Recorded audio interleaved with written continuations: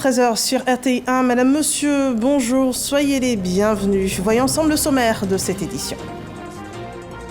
L'expertise et les stratégies de la Côte d'Ivoire en matière de gestion du secteur du football, sollicitée par le Tchad, une demande formelle exprimée au cours d'une audience à la primature. Le Premier ministre Robert Begré-Mambé s'est entretenu sur ce sujet avec le ministre tchadien des Sports, Bravo Ouaïdou.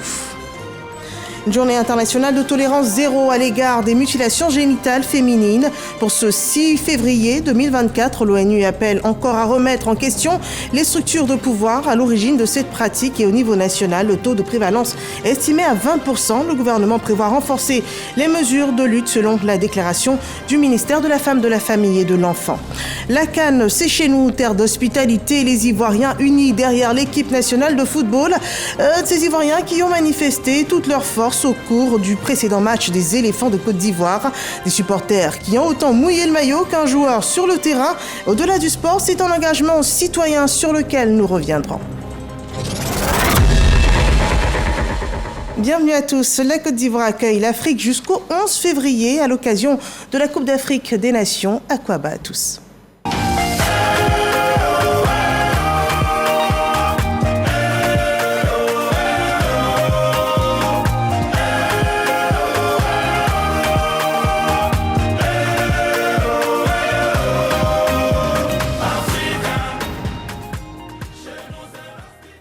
Voilà, chez nous, c'est l'hospitalité. Une audience à la primature pour en témoigner. Le ministre tchadien des Sports était reçu par le chef du gouvernement ivoirien, Robert Begré-Mambé.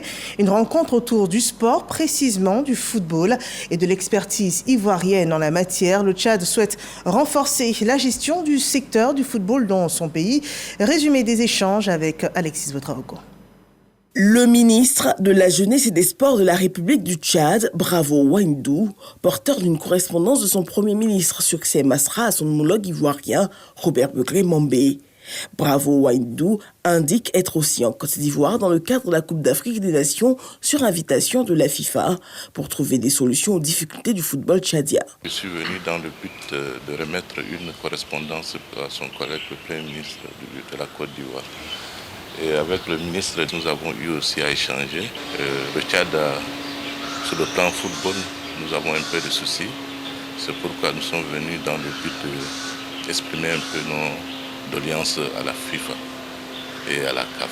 Le Tchad sollicite l'expertise de la Côte d'Ivoire pour le développement de son football et la mise en place d'une fédération plus forte. Ce 6 février 2024, la Côte d'Ivoire et les pays du monde réitèrent la tolérance zéro pour les mutilations génitales féminines. Une journée internationale pour réaffirmer tout dévouement et toute action envers les filles et les femmes qui ont été victimes de cette grave violation des droits de l'homme. En 2023, l'OMS en dénombrait plus de 200 millions de victimes portant les marques de mutilation génitale. Et en Côte d'Ivoire, le taux de prévalence est estimé à 20% selon une enquête sociale.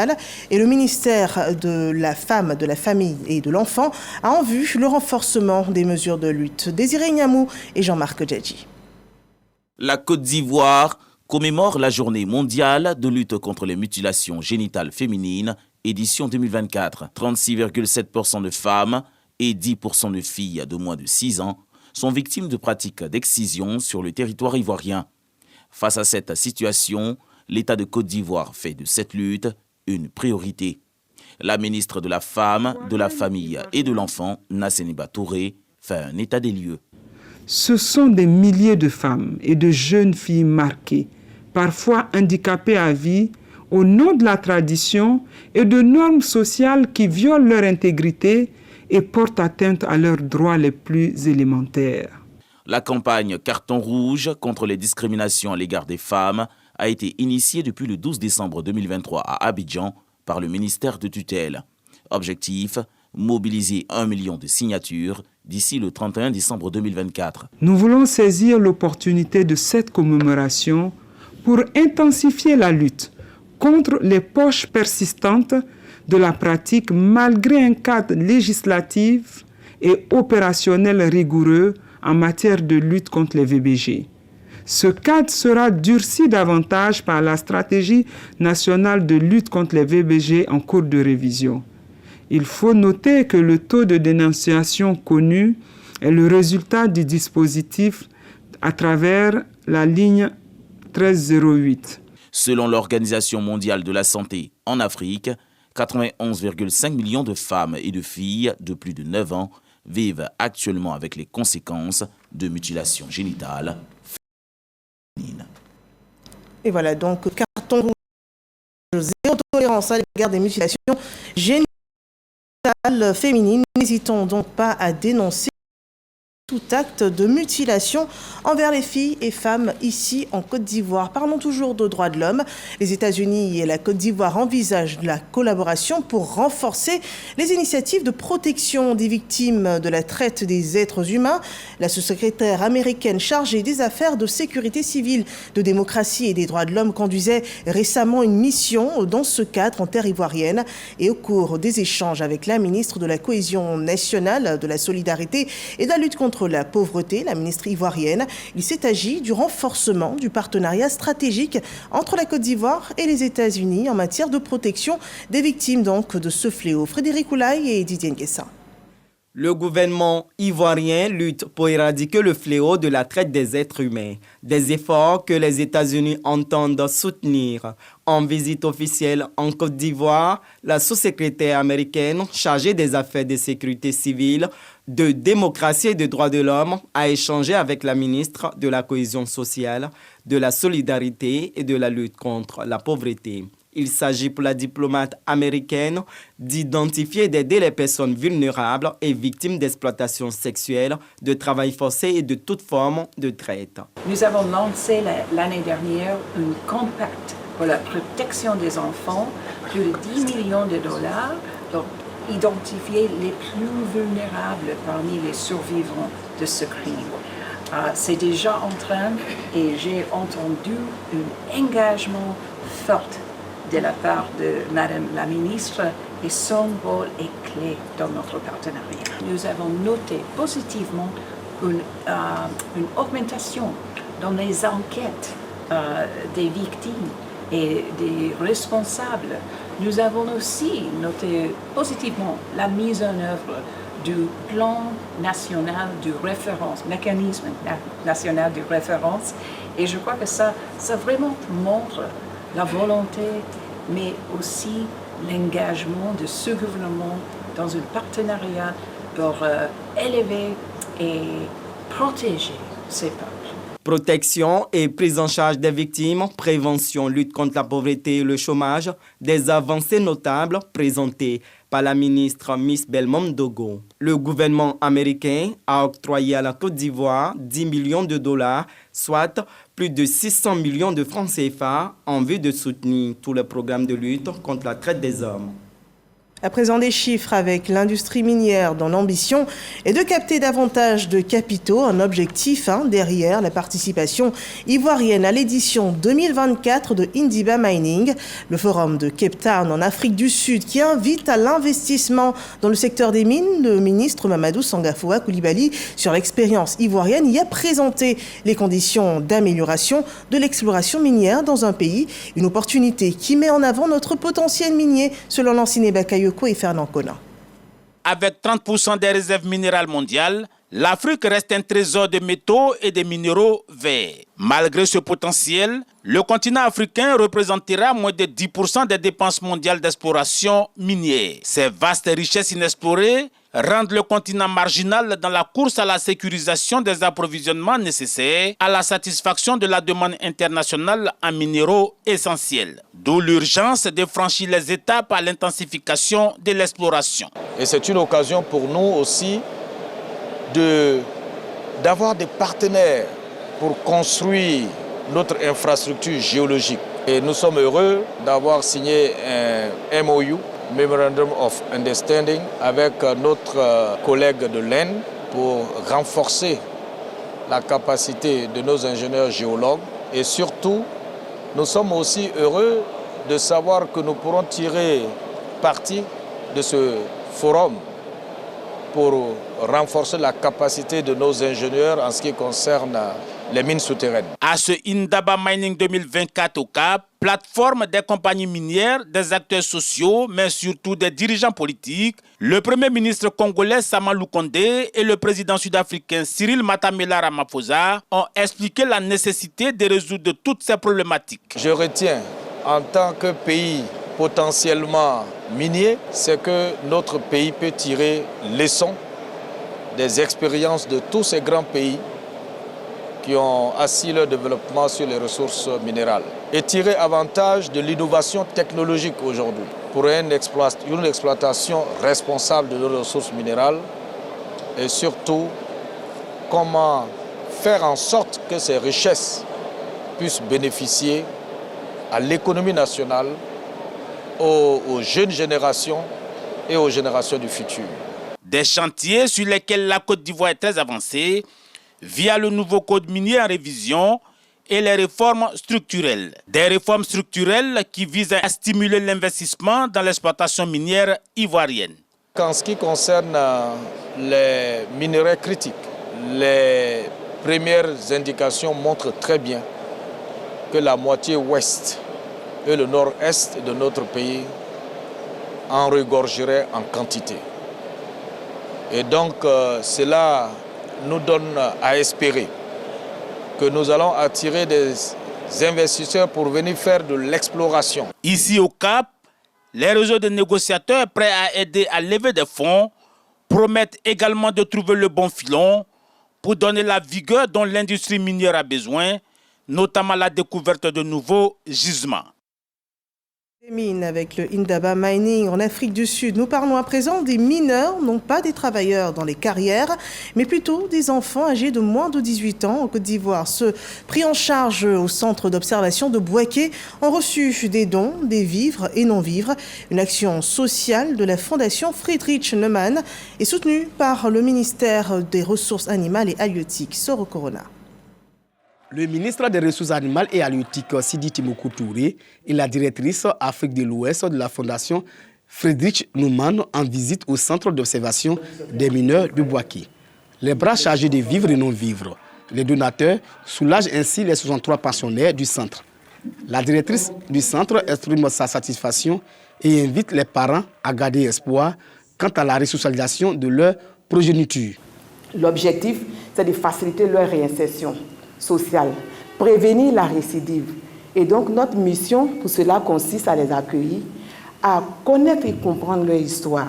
Mais soyez-en rassurés, monsieur le ministre, ce ne sont pas des microbes. Pour la directrice de la Fondation Friedrich Neumann de l'Afrique de l'Ouest, l'humanitaire est inscrit dans les actions majeures de la Fondation. Donc repensez à ce qu'on vous a appris ici et à la confiance qu'on mettra en vous le jour où vous retournerez dans vos familles. Et pensez à ce que la liberté, c'est vraiment ce qu'il y a de plus important. Je pense que vous êtes les premiers à vous rendre compte maintenant que vous êtes ici. Le ministre des Ressources animales et halieutiques, par ailleurs président du Centre d'études prospectives, encourage les pensionnaires à bien suivre les conseils des encadreurs.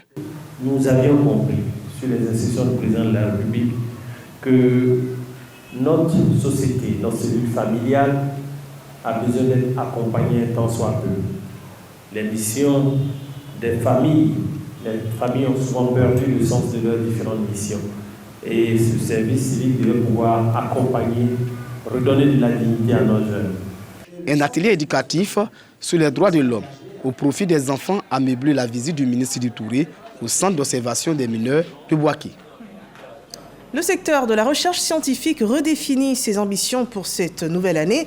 En 2024, il y aura donc plus de promotion des résultats des laboratoires des chercheurs ivoiriens, mais aussi il est prévu davantage de soutien financier sur les projets à fort potentiel. On en sait plus avec Sephora Zegui. Faire de la recherche scientifique un outil de développement socio-économique de la Côte d'Ivoire. Voici l'objectif visé par la Direction générale de la recherche et de l'innovation en 2024. Je profiterai de votre occasion pour lancer un appel aux acteurs de la recherche en Côte d'Ivoire. Je veux parler des chercheurs, de nos partenaires techniques et financiers, des centres et instituts de recherche, des universités, pour que déjà en leur sein, les universités et les centres de recherche commencent déjà à travailler au niveau des équipes de recherche pour se préparer à capter les opportunités de mise en œuvre très prochaines pour l'implémentation de nos programmes nationaux de recherche. Pendant 2 jours, les acteurs du monde scientifique ont travaillé sur les orientations de leur secteur pour les années à venir. Désormais, les résultats issus des laboratoires ivoiriens seront valorisés à l'échelle nationale et internationale. Qu'on dise désormais, grâce à la recherche en Côte d'Ivoire, notre PIB a augmenté, eh bien, nous avons atteint tel objectif, nous avons fabriqué telle matière, nous avons aidé. On veut voir l'impact de la recherche dans le pays. Voilà ce pourquoi eh bien, nous avons travaillé. Cette séance de travail est la première d'une série de 8 rencontres qui doivent permettre la mise en œuvre des 3 premiers programmes nationaux de recherche et d'innovation arrimés au PND, Programme national de développement. Au nord de la Côte d'Ivoire, c'est un système de cantine scolaire qui retiendra toute notre attention dans ce journal.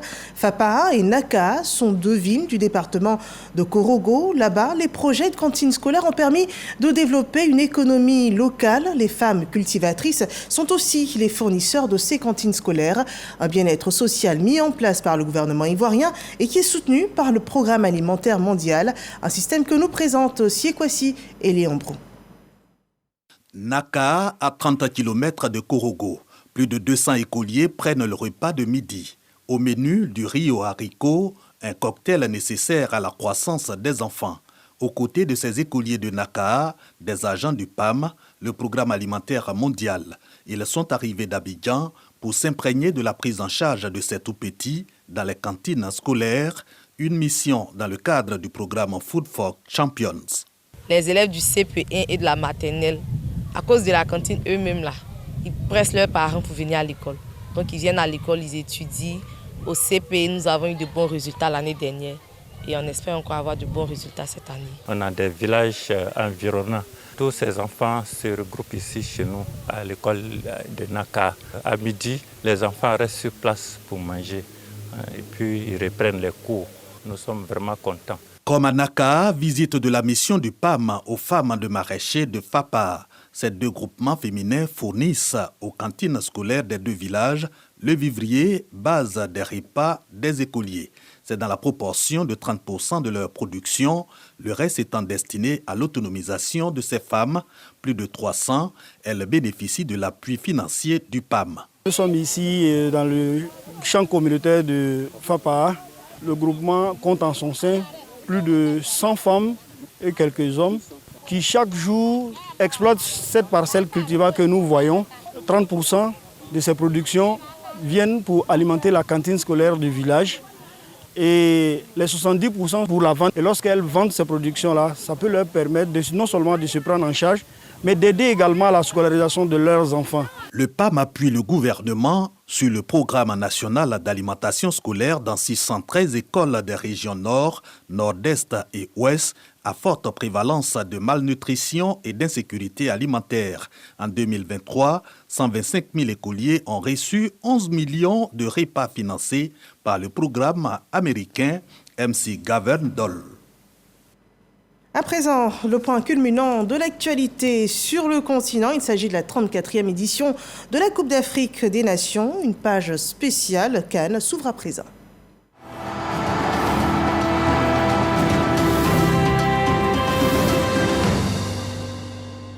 La CAN de l'hospitalité, la CAN c'est chez nous et elle vit sa dernière semaine, ces derniers jours en tout cas, encore pour cette semaine en Côte d'Ivoire. Mais la mobilisation continue pour terminer en tout cas cette édition sous de beaux auspices. Et Patrice Motsepe, le président de la Confédération africaine de football, s'est rendu dans ce cadre chez le président du COSIM, le président du COSIM de Côte d'Ivoire, donc le COSIM qui est le Conseil supérieur des imams et des mosquées des affaires islamiques en Côte d'Ivoire. Le point de Yacouba Koulibaly et Koné Pargassoro.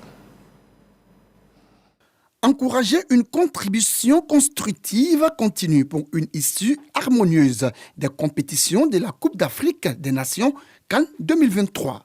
C'est le principal message au cœur de la visite à la grande mosquée de la Riviera Golfe du président de la Confédération africaine de football, TAFA, le président du Conseil supérieur des imams des mosquées des affaires islamiques en Côte d'Ivoire, COSIM. Après une rencontre avec les cardinaux de l'Église catholique, nous venons rencontrer les imams de Côte d'Ivoire pour saluer leur implication significative à l'élan de la réussite de la CAN 2023. Nous avons déjà fait des dons en numéraire aux religieux catholiques et musulmans à l'occasion de la CAN précédente au Cameroun. C'est dans le même contexte que nous sommes venus manifester notre soutien au COSIM pour sa contribution constructive à la réussite de la CAN 2023. J'encourage la jeunesse à grandir dans cette foi religieuse afin de faire de l'Afrique un havre de paix. Patrice Motsepe a aussi salué la forte implication du COSIM dans la dynamique de la réussite de cette fête footballistique. Cheikh Aïma Ousmane Diakité, guide suprême de la communauté musulmane de Côte d'Ivoire, a quant à lui promis de poursuivre la sensibilisation afin que cette fête du football africain se déroule dans de très bonnes conditions. Nous sommes très honorés de recevoir aujourd'hui M. le Président de la CAF, son épouse, ses vice-présidents, le secrétaire général et une forte délégation qui est venue humblement, avec beaucoup d'humilité, nous saluer et chercher des bénédictions. Le président nous a fait l'agréable surprise de nous annoncer un don de 250 000 $ pour soutenir l'action des imams. Nous voulons dire merci à M. le Président. Il y a 4 CAN, selon notre analyse. La première CAN, c'est l'hospitalité. La deuxième CAN, c'est la CAN de la meilleure organisation. Il y a la CAN aussi, troisièmement, du développement. Il y a la 4e CAN, celle-là qui provoque beaucoup de passion, c'est la CAN de football. La communauté musulmane est pleinement engagée dans l'action de sensibilisation. Demain, dans nos sermons, dans nos mosquées, nous allons sensibiliser les Ivoiriens pour dire faites en sorte que les choses se passent bien. Mais avant de parler aux hommes, nous allons d'abord parler à Dieu. Cette rencontre des imams du COSIM avec la CAF est la seconde du genre après celle du COCAN, comité d'organisation de la CAN. Voilà, donc la CAN, c'est chez nous. Et ce slogan, ce n'est pas un hasard. L'hospitalité est une des valeurs de la Côte d'Ivoire et c'est ce qui caractérise le peuple ivoirien. Je vous propose à présent un reportage sur Grand Bassam, ville touristique par excellence, mais aussi patrimoine mondial de l'UNESCO. Là-bas, le secteur hôtelier et de la restauration vit au rythme de la fête du ballon rond africain. La cité historique accueille depuis le début de la CAN des milliers de visiteurs et de touristes venus participer à la CAN. Et bien, cette CAN de l'hospitalité se vit très bien également à Grand Bassam. Serge Koléa et Ismaël Evrardéo pour ce reportage.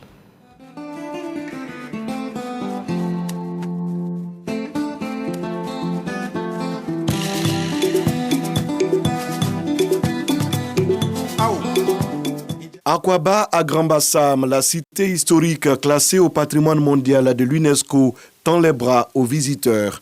La CAN de l'hospitalité s'exprime ici dans toute sa splendeur.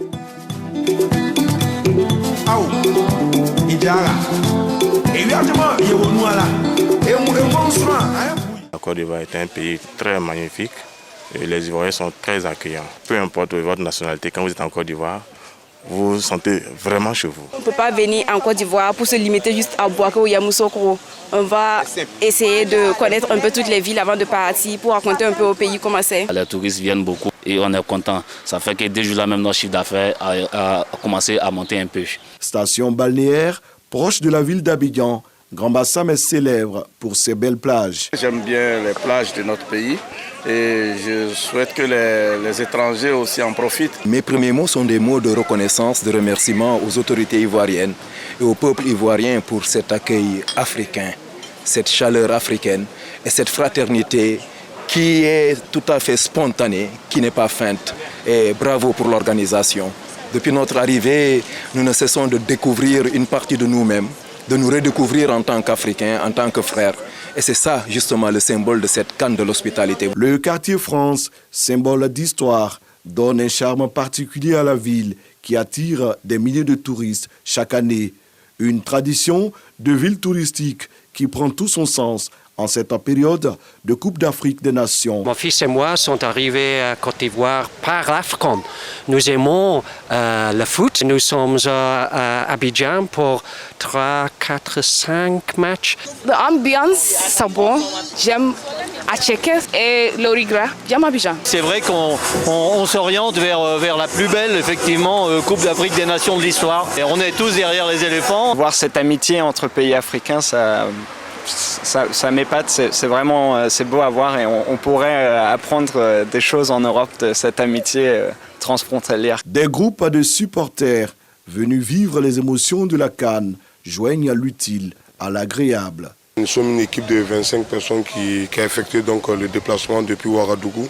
Nous avons vu les ruines de colons et nous avons vu aussi la plage avec ces jeunes gens qui sont avec nous et je pense qu'ils repartiront satisfaits. Wow, l'aspect touristique est génial vraiment. J'ai aimé la Côte d'Ivoire, précisément ici à Grand Bassam. C'était juste mon rêve de venir voir la mer qui n'est pas chez nous en un mot. Vraiment, j'ai adoré la Côte d'Ivoire. Profiter du bord de mer, se prélasser entre 2 matchs de football. Grand Bassam ne manque pas d'arguments pour séduire les ressortissants des pays en compétition.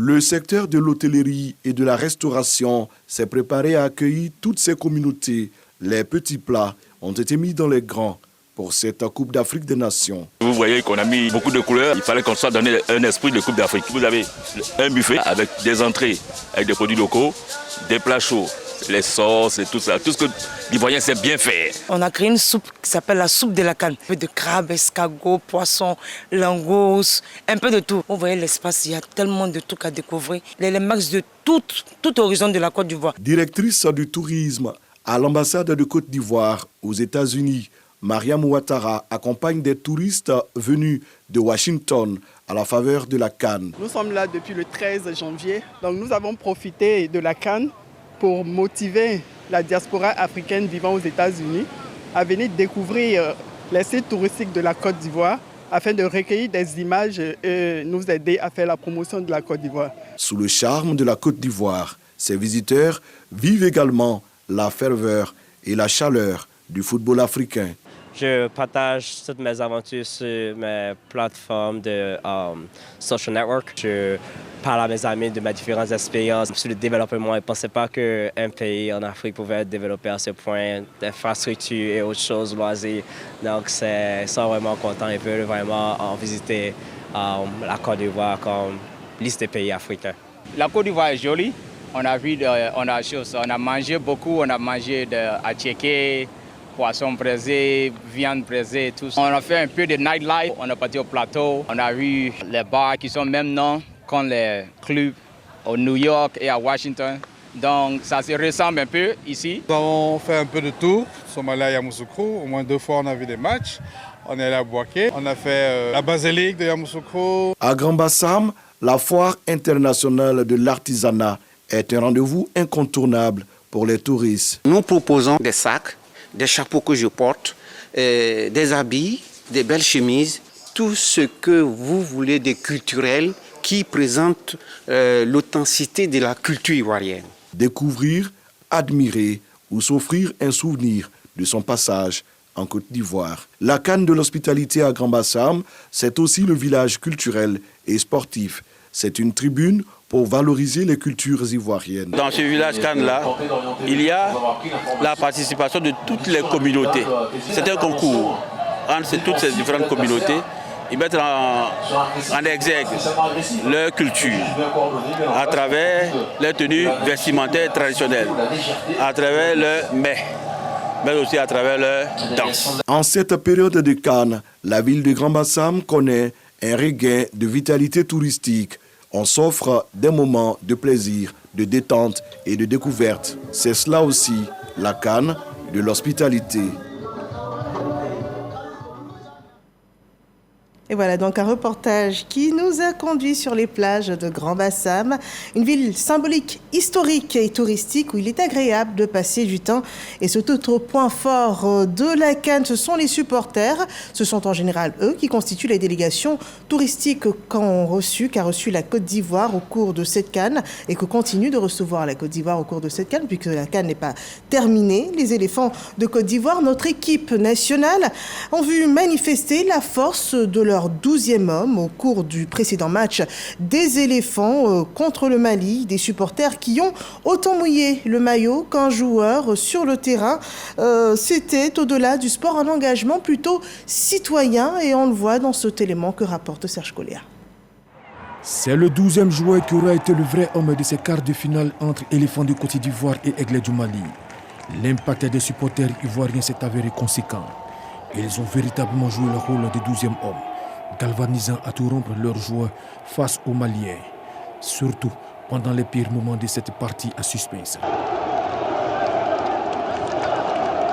Au stade de la paix de Bouaké, c'était la communion avec les supporters. Et comme un seul homme, voire comme un joueur supplémentaire, les supporters ont poussé et littéralement obligé leurs joueurs à donner ce qu'ils avaient de meilleur. Tout au long du match, ils ont donné de la voix.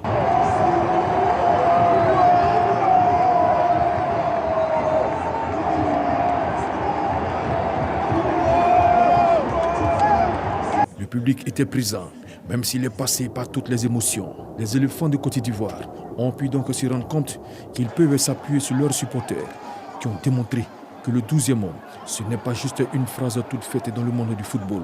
Ils l'ont vécu ici à Bouaké, au stade de la paix.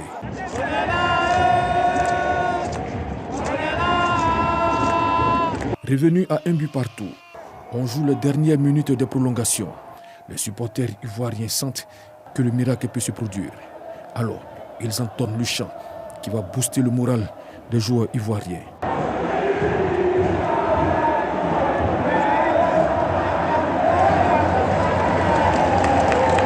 Les joueurs ivoiriens ayant compris le message haussent donc le niveau de leur jeu. C'est le but de la délivrance. La Côte d'Ivoire obtient son ticket pour les demi-finales de la Coupe d'Afrique des Nations.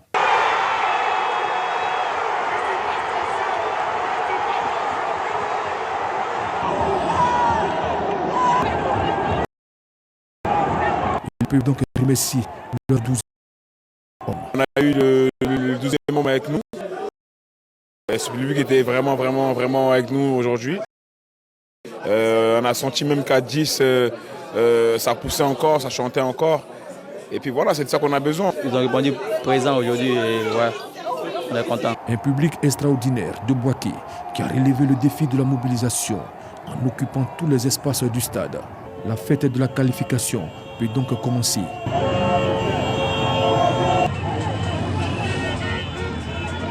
Tous les adversaires des éléphants de Côte d'Ivoire sont donc avertis. Ils auront en face un formidable et véritable 12e homme. Bouaké a déjà donné l'exemple. Voilà la force du 12e homme du match Côte d'Ivoire-Mali. Les supporters incroyables, extraordinaires, un élément que nous a concocté Abou Sanogo. Et nous achevons ce journal en rappelant que la 34e édition donc, de la Coupe d'Afrique des Nations ouvre ses demi-finales demain en Côte d'Ivoire. 2 tableaux pour la journée du mercredi 7 février, ainsi à 17h. Nigeria, Afrique du Sud, un match qui se jouera au stade de la Paix de Bouaké.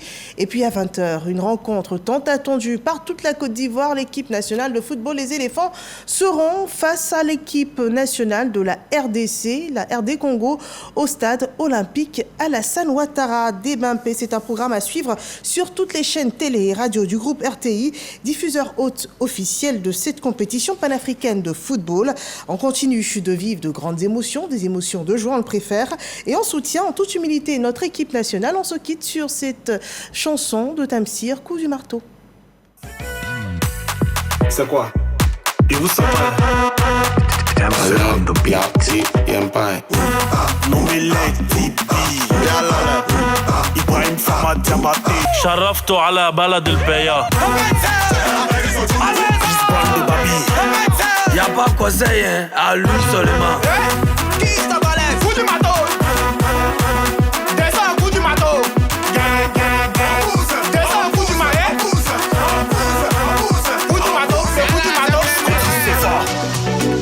ça pourquoi.